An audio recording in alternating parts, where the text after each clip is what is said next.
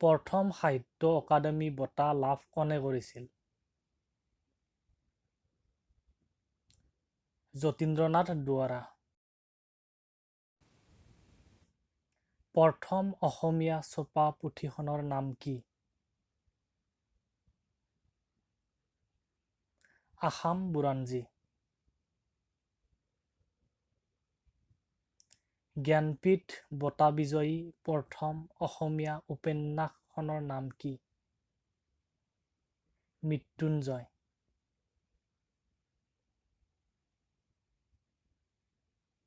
প্ৰথম অসমীয়া অনাটৰ নাটকখনৰ নাম কি? বীণ বৰাগী।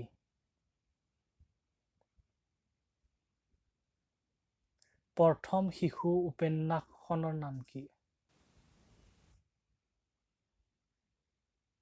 পাতলপুৰি।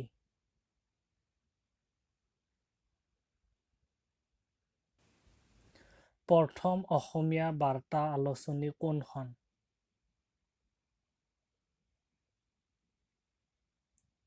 অৰুণোদয়।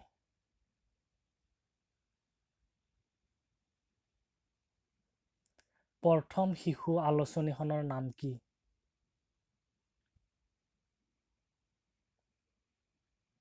ল'ৰা বন্ধু।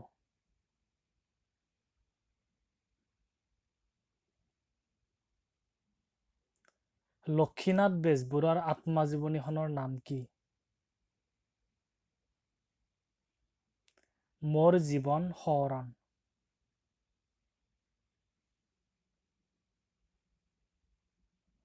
প্ৰথম অসমীয়া সামাজিক নাটকখনৰ নাম কি?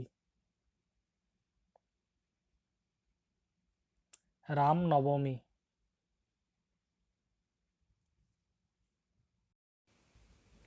কম্পিউটাৰত লিখা প্ৰথম অসমীয়া কিতাপখনৰ নাম কি?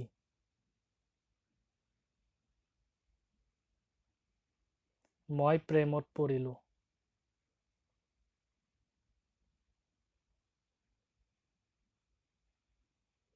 জোনাকী কাকতখন কোন চনত ক'ৰ পৰাই প্ৰকাশ কৰা হৈছিল?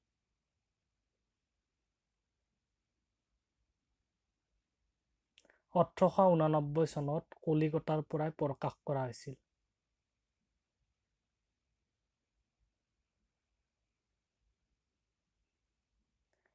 কোনখিনি সময়ক অসমীয়া সাহিত্য ৰোমান্টিক যুগ বুলি কোৱা হয়?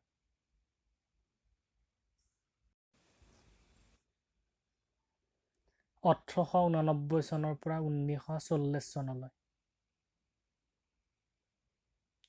প্ৰথম অসমীয়া কথা কবিতাৰ ৰচক কোন? যতীন্দ্ৰনাথ দুৱৰা।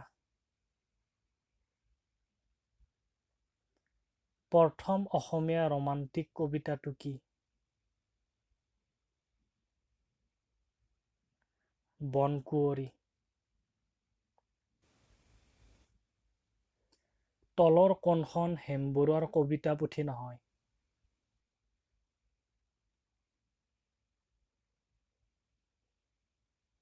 ডাক পখিলী, 42ৰ গণ বিপ্লৱ, এই গাঁও এই গীত, তলসৰা শেৱালি।